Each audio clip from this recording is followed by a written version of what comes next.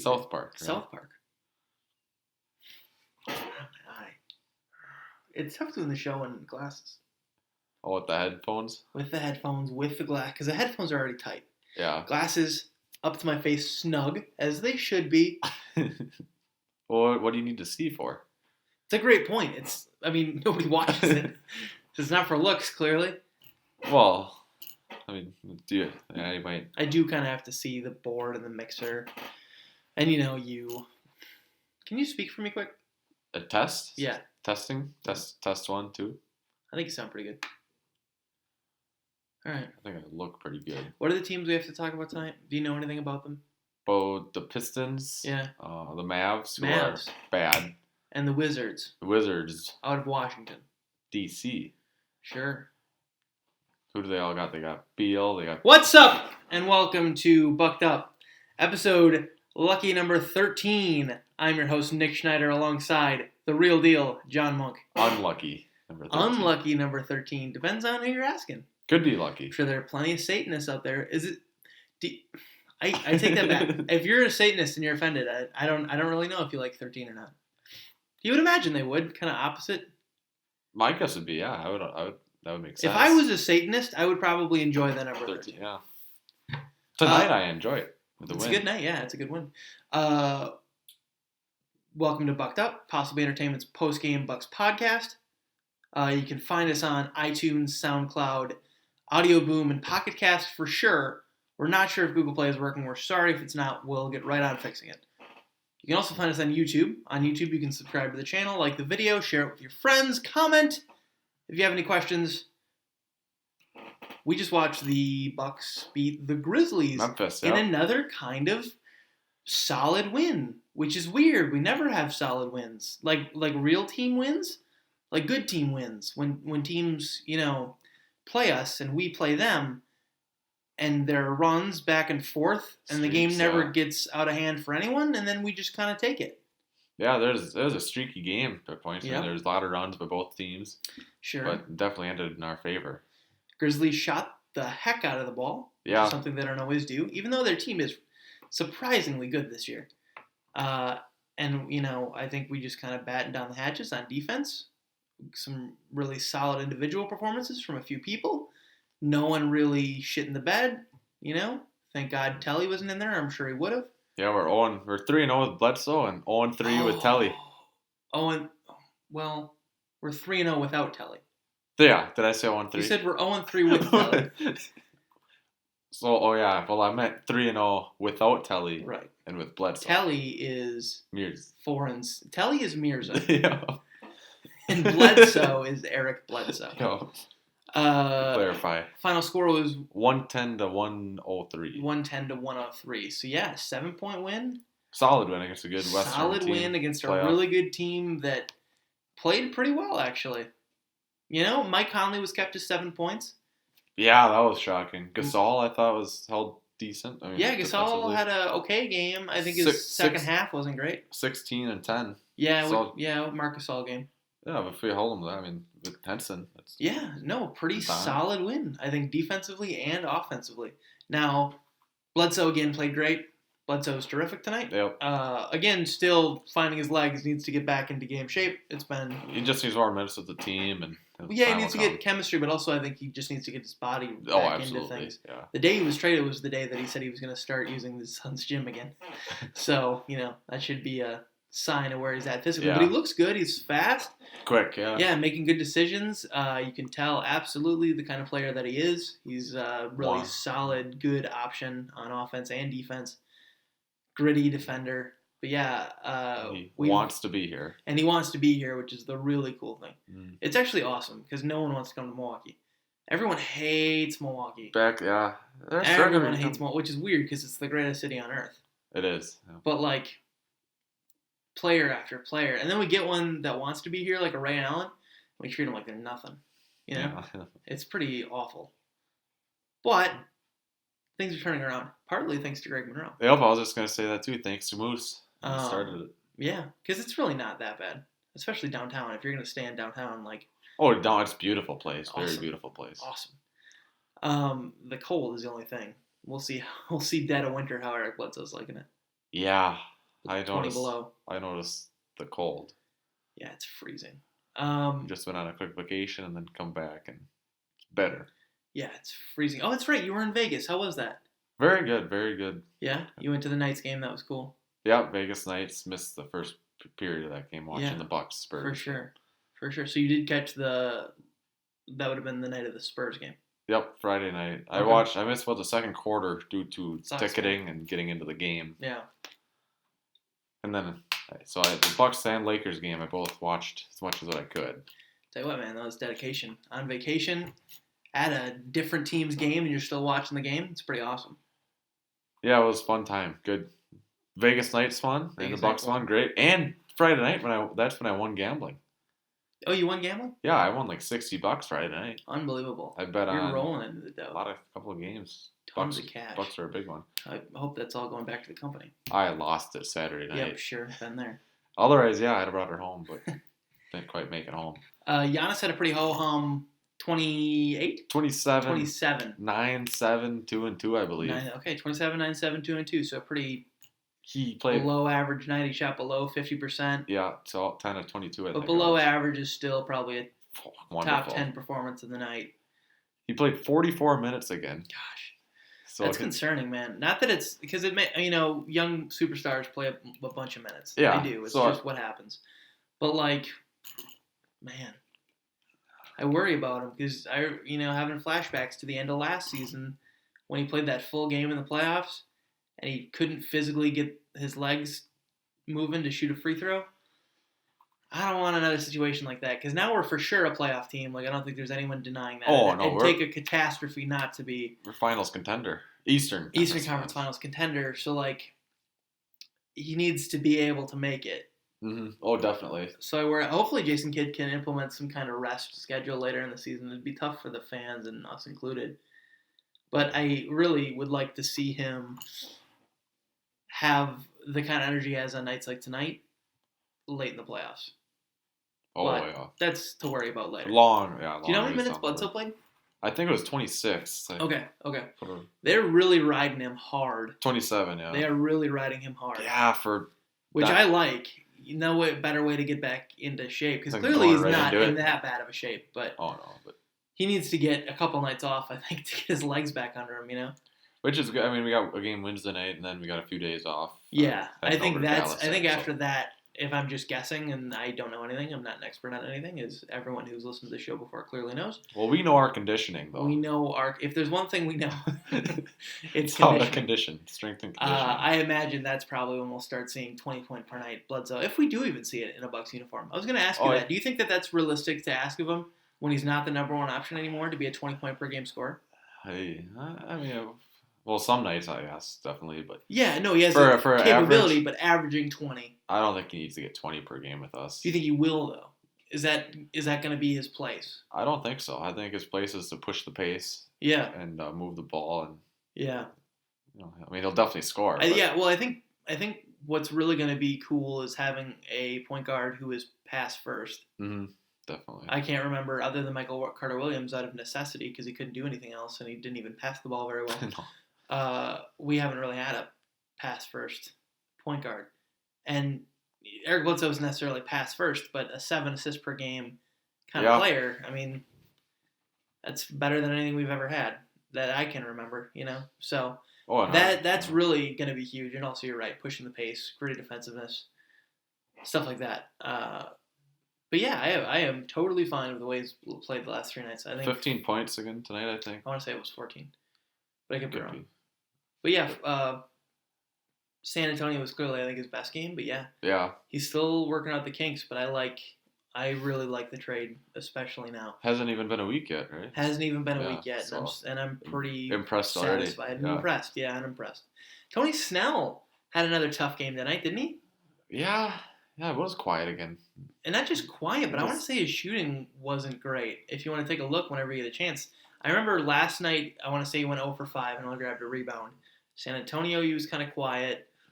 I hope that Tony Snell doesn't become the lost piece in the offense with Bledsoe. Bledsoe coming in, I don't know if the correlation is direct either, but it is interesting timing adding another piece. And He shot 3 for 6. Okay, that's fine. That's fine. Just a little quiet. Yeah. Okay, so that's okay. Do you know what Chris shot tonight? Chris? Yeah, I got that up here. Chris Middleton, number 22 of the Milwaukee Bucks. I think they call him Cash sometimes. They call him Cash Money. 6 of 13 he shot. Holy mackerel. 6 of 13. That's pretty solid. 4 for 5 from deep. That's what's impressive. That's what he was hitting open threes for the first time this entire season. Oh my gosh. The return again. Yeah, it's like, you know the feeling you get when Matthew Dellavedova has the ball in the fourth quarter? The kind of sweat that you get into, the kind of worry that you get into, you're scared for your life. I love him, but anytime he's just dribbling all around, yeah, I guess feeling. Yeah. That was the feeling I've been getting when Chris Middleton gets a wide open three. Yeah, because it's just a chance for the other team to push. Long rebound. Yep. Other team grabs it and pushes. Yeah, transition. Yep. It's scary. Because Chris Middleton usually is an excellent, terrific, super underrated three-point shooter. It just hasn't been this year. 4 for 5. We've said the return of Chris Middleton many times and gotten burned on the show so far, so I won't say the return of Chris Middleton. But it's certainly cool to see him hit open threes for a game, you know? Because even the 44-point night, he was still not hitting a ton of threes. Most of those points came on the inside. Yeah. Yeah, it's good to see him hit his open looks. Back in his old days, which he's still kind of a young player. But, really. So he's a veteran on this team. Yeah. I think the biggest story on the Bucks side of things was John Henson. Yeah, I was impressed with Henson tonight. Henson actually. It felt up and down for a lot of it, but he really made his presence known in the fourth. In order to be impressed with Henson, you got to allow some dumb mistakes. Yeah. So there are things that he does that I'm not sure that if I taught like my 5-year-old godson how to play basketball, I'm not sure he would do. But like, other than those things, really solid night. Yeah, I thought so too. I love his volleyball smashes, rebounding. One of the best tip rebound players in the world. And he always has been. It's really awesome. He is good at that, yeah. Hook shot, obviously, with the left. His hook shot was fantastic tonight. Yeah, he was in the right place at the right time and making the right decisions on offense. For the most part, he had a couple big blocks, and he rebounded pretty well. And that's... Yeah, he's our center now. That's a good night for Henson. Yeah, as our center... I expect more nights like that going forward. That's what we got to ask. We need more nights like that going forward. We have to ask him of him. Holy cow, yeah. He shot 8 of 10. Yep. So. Really efficient, really good shot IQ. You don't even have to ask for that every night. Just 50%. I'm cool with 50%. I'm cool with 45%, honestly, from John Henson. His hooks. If this was a 2K, if you're going to rate him off of just this game, you'd give his shot IQ like a 95 tonight. Really smart shot making. Usually he'd be like at a 32. It's not really Henson's job to score on this team. No. Even though sometimes he takes it upon himself to do so. Oh yeah, which is cool. That's Bucks basketball. Yep, exactly. But yeah, I think other than the starters, the bench was a little weak tonight. Brogdon got in foul trouble early and kind of ruined the groove he was in because he was having he had a great start. Great first half. Yeah, absolutely. Great start. Kind of got in foul trouble, ruined any kind of momentum he had, and that kind of sucked. But I liked Brogdon out there tonight.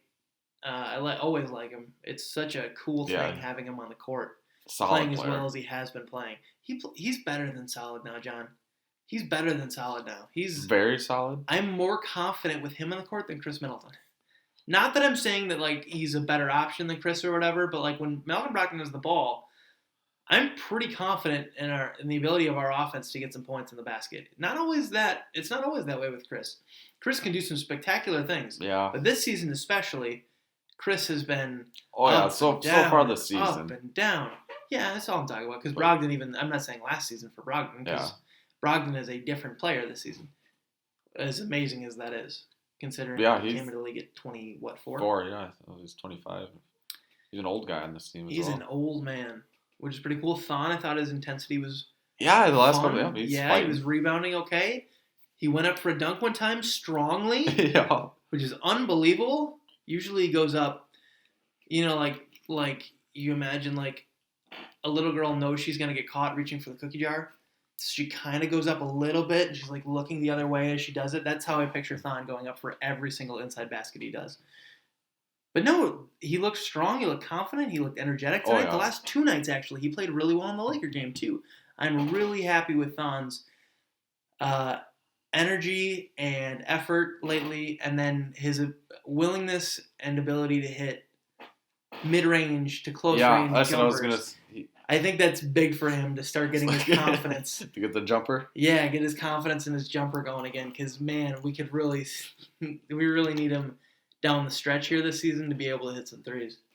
Yeah, he shot 2 for 3, so that's beautiful. I'd like to see him shoot much more. Beautiful offense. But man, Henson and Thon more efficient than Giannis tonight. Who would have thought going in? Well, neither of them took 22 shots, but no. I don't know. Giannis, I thought, still played good. He played great. This isn't even, yeah. I'm totally being sarcastic. I know. I don't know what to say. Giannis is spectacular. He had another great night. There's not much else to say. He was fun to watch. It's getting to be where his amazing highlights aren't that spectacular anymore. Yeah.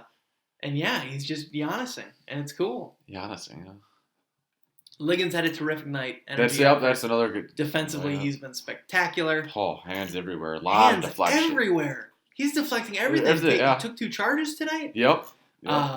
He has been really fun. Other than, and this has been a recurring theme, when he gets to steal in transition and he's the one pushing the ball up the court, he really likes to take it into the defense and try to draw contact. Throw the ball over the backboard. It just seems so far like he's not very good at it. I don't know. Small sample size, but like. Boy, do I that shooting though? I shudder a little bit every time he goes up for that transition layup. Yeah, I don't think that's his game yet. No. But set shooting, he's definitely improved on. Do we know how old Liggins is? Well, he's got to be young. I imagine he's a fairly young player, like 27 at the oldest. Oldest, yeah, I'd guess. 25 maybe? Yeah. So, like, honestly, if we can lock him up for fairly cheap, let's do that. Because he's a real bench option. He's hitting threes at a pretty good rate this year. Set shooting, yeah. He's not going to create them at all. No, he's not going to create a thing. But when you have guys like on our team who can create shots so good, that's all you got. 4 options for creating shots now. 5 if you include Delhi, but I don't know who would ever include Delhi. Well, Delhi, if you're listening, we love you. Oh, I love you, but he likes to dribble. Loves to dribble the ball. Which wouldn't you? Actually, we play basketball together. You know that I dribble the crap out of the ball for a long time. I don't know. I don't think either of us dribbled near as much as Delhi. That's because we're also chuckers. Yeah. Oh, yeah. Well, I'm not going to do that much running either. Nope. Pretty lazy defensively. Yeah. If I was gonna draw a comparison to anyone, it would be Mirza Teletovic. Oh, same here. That's my guy. I think that that's the biggest irony of it all, is we make fun of Mirza more than anyone, and really we're more like Mirza than anyone. Yeah, that's all I did. That's why I didn't play much and I sucked. I like to drift around the 3 and not play D. Yeah, it's fun. It's a sometimes 3 no D kind of player, and that's fun to watch. It's a fun game. Fun game to play. Grizzlies, who stood out to you? Anyone? Well, Tyreek tonight. I thought Tyreek played very well, he comes off the bench, doesn't he? Comes off the bench, yeah. He had 20. It was upper 20s. He looked good tonight. Fourth quarter, he was torching us. And then the starters came back in, and luckily we had a good handle on the starters. We did not have a handle on Tyreek Evans at all. No, Evans at 27, but wow. None of the starters did much at all. Gasol led with 16, Brooks at 19. Okay. But yeah, so. Well, how did White Mamba Chandler Parsons do? Well, he couldn't stop Giannis. No, he sure couldn't. He was real angry about this. 3 points. Okay. Man, because you don't want to get lit up by Chandler Parsons. No. Man, I worry about him. That Chandler Parsons. Nothing like a Chandler Parsons nightmare. Yeah, you don't want to lose to that guy when you have a guy like Giannis on the opposite end. Right. Who do we got coming up next? Pistons up next on Wednesday. Tough one. You'll be going to that game. Yeah. Probably podcast after. Yeah. How do you think that's going to go? Pistons have the second best record in the East, behind the Celtics. 10-3, I think, going into tonight. Right behind the Celtics. I think the Celtics are 12-2. Yeah. The Celtics lose their first 2 games of the year. Cavs Bucks. Yeah, so they won 12 straight. They won 12 straight. So 12. Wow. Well, good for them. But yeah, pretty solid. Yeah, that's impressive. But yeah, the Pistons. That's going to be that should be a good game. Will it be? Here's the thing. I don't buy into the Pistons as good as I don't buy into the Pistons either. Like, Andre Drummond's obviously a great player. Yeah, Tobias Harris, I think, is very good. I think Tobias Harris is a good player, but he's just that. Reggie Jackson is an overrated player, but he's solid. He's solid, though. They have to revert to the mean soon. Oh, They're beating teams they shouldn't be beating. They're playing the way they shouldn't be playing. Similar to Chris Middleton, we knew he couldn't shoot that poorly the whole season, so he's starting to revert back to the mean. Same with the Pistons. The Pistons will go on a long losing stretch, and they'll look like the Pistons again. Yeah. And no one will remember them being 10-3, so I don't think it's crazy to go into Detroit, even them being the second best team in the East right now, and come out with a win. I don't think it's crazy. No. So the Pistons we've got, and then we have Dallas, I believe, on Dallas Saturday night. Mavericks. Down in Dallas. Bad. Yeah, I think Real they're like bad. 2-12 worst in the West. Yeah, They're I believe bad. they are worst in the West. Dennis Smith Jr. though is a fun player. We lost to him in preseason. We know how much that means. yeah, well, you don't want to lose in preseason. No, if you were going to lose at any time, it's the regular season. Playoffs. Or you want to get out of there, get on your vacations, and Good point. What else do we have to worry about the Mavericks though? Dennis Smith is obviously really good. What's his name? Yogi? Is he on the Mavs yet? Yogi Ferrell. Yeah, that's Yogi Ferrell. So who else? He's solid. Like Seth Curry is solid, but like Curry is injured. Right is he now. injured? Sorry. I don't. I didn't know. Don't. He could be playing. He could be just Don't fine. mean to me in the comments. Okay, so is Dirk playing? Well, no, he's definitely on the team, but Dirk, what?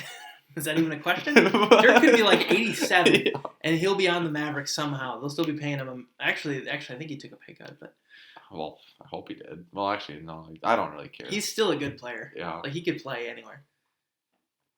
Yeah, I don't know much about the Mavs. I just know that they're very, very bad.